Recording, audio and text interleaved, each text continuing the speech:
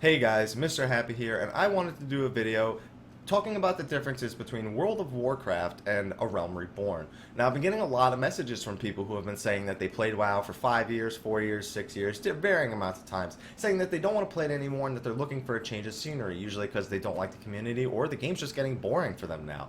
So, I want to go over the things that are different in A Realm Reborn to help ease the people who are coming over from the other MMOs, to help them understand some of the systems that are in place. Now, don't worry guys, a lot of things are the same. It's tab targeting, for example. You have customizable action bars. You move with pretty much the same keys, WASD and whatnot. The actions sit on a global cooldown. You've got movements and a general button scheme all together that's pretty much the same. You have quest logs, duty finders, raids, PvP, PvP gear, PvP stats. You have progression from 1 to 50 that is primarily quest driven, although these quests do take you on party related content sometimes. And you can make macros as varying functions. There's a lot of similarities between the games, but there are also a lot of differences as to be expected with any new MMO. So we're going to go over those differences, and hopefully it helps ease people into the idea of coming to join A Realm Reborn. So the first things I want to go over are primarily character related things. One big thing is, and this is probably the biggest thing, is that you can level every single class on a single character. That means every single battle class, every single gathering class, and every single crafting class on a single character. I know some of you people out there, you really like to have tunes that look different or maybe store your items. You can still do that if you're willing to pay the subscription fee for it, but for the most part, one character is more than enough, so you don't need to worry about being forced to make a bunch of tunes. One really big detail that I almost forgot to cover was that there are no skill trees in Final Fantasy XIV: A Realm Reborn. While you can allocate your stat points and put them into certain places that you may need, you learn abilities and passives as you level. You don't have to put points into certain ones in order to get them. Now, why would they allow you to do that? Well, there's actually a system in place that actually allows you to use abilities cross-class. You can take one class ability and utilize it on your other classes and jobs to help them fulfill their roles better. Speaking about jobs, what is a job? Well, essentially, there's a way of character advancement where when you hit a certain level, you can turn your class into a job. Now, you don't have to be a job all the time. You can still choose to be a class when you want. You have the option of equipping your job on and off. And a job essentially narrows down a general class role into a specific party role so that you'll do that job better. For example, Gladiator is technically a tank, but they can take certain damaging abilities that might not help them so much. When you become a Paladin, that's it. You are a tank, that's it. Get rid of all the stuff that wasn't working for you before. Here's the stuff that'll work for you now. Now, the game is more story driven is a big thing that people don't really see. I mean, Star Wars The Old Republic did it, and they did a very good job at making it very story driven, but I don't want people to think that the story ends, that the game ends with the story. It does not at all, and there's full voice acting for all the cutscenes in the game's story. So if you like story, definitely stick around. There's a lot of really cool things you're going to find out. I mean, it's Final Fantasy. It's got to have a good story. Now, another thing about classes I want to go back to is progression, because I did say that 1 to 50 on your first class, you can do quests. It is a primarily, linear quest-driven experience. You don't have to do it that way, but for your first class, it's pretty much recommended that you do it that way. So how about all the other classes, all the other battle classes you want to level? How are you going to do that? Well, those are primarily content-driven. You have things called fates, which are essentially dynamic events from Guild Wars 2. A little bit different than those, though. You also have dungeons, you have guild hests, which are essentially tutorials that give a lot of experience. You have hunting logs, and there's just a lot of content is what I'm trying to get across. You don't level through a quest, you level through content. So that's the most important thing right there. Now, you also get a bonus for already having a class at 50, and this is something that's new to us even, so don't worry too much about it. In Phase 4, we're going to get to try it out for the first time. It's a boon that increases your experience gained if you already have a level 50. Now, some other features about the game that may not be similar, and I want to talk about these because they won't be available at launch, but they are sort of being talked about adding later on, and that is add-on support. There will be no add-on support when the game first launches, although quite honestly, other than potentially a DPS meter, which always causes problems in MMOs anyway, there isn't really much you would need in terms of add-on support. You can already pretty much fully customize your UI. You can move around the action bars however you want to make them look however you want. You move around the map, the chat boxes. It's a pretty good system considering how customizable the UI is.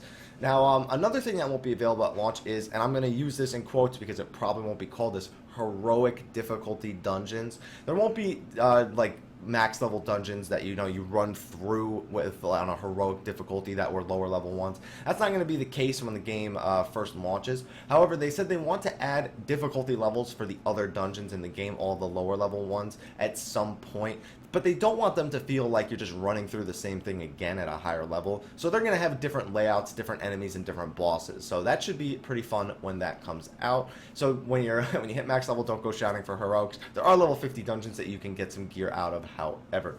Now, speaking of heroic difficulty, that means not all raids are going to have a difficulty level currently either. There are certain raids that are going to require hard and extreme difficulties, and those have been sort of set aside as very specific fights that we're going to have to do. But don't expect to have to like say, oh, I need an extreme difficulty raid to be done. I want to be an extreme. That's, as far as we know, won't be the case when the game launches. Now, speaking of which, now that we've spoken about all the different content, what about party sizes? How do the party sizes work? Well, it's very, very similar to World of Warcraft in terms of party size. You have 4 people, which is your light party, which is your standard leveling up going through dungeons party. You have 8 people, which are your 8-man raids, which are essentially content that you'll work towards at first when you hit level 50 when you're working on raids. And then you have 24-man raids, which is essentially 3 full parties. And those are about equivalent to your 25-man raids in World of Warcraft. So expect similar drop rates and things like that along the lines of difficulty in terms. Difficulty does go up with the amount of people in the raid. It doesn't scale depending on the actual difficulty. It's all tiered, and the content is sort of tiered to make you go from 4 to 8 to 24 people. So hopefully that makes a little bit of sense. Hopefully that's something that you guys enjoy.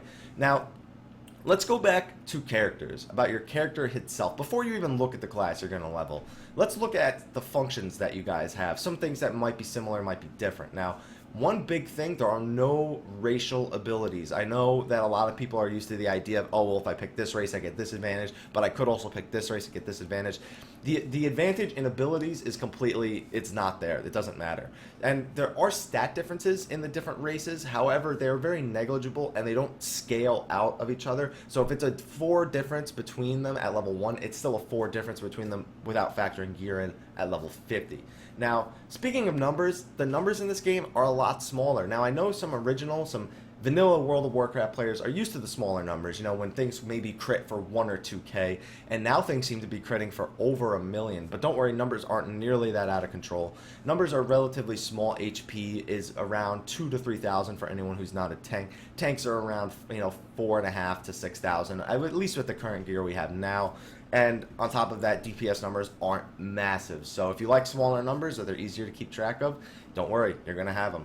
Now, what else is there? Oh, the global cooldown. This is a big one. Now, I know World of Warcraft players are used to a 1-second global cooldown.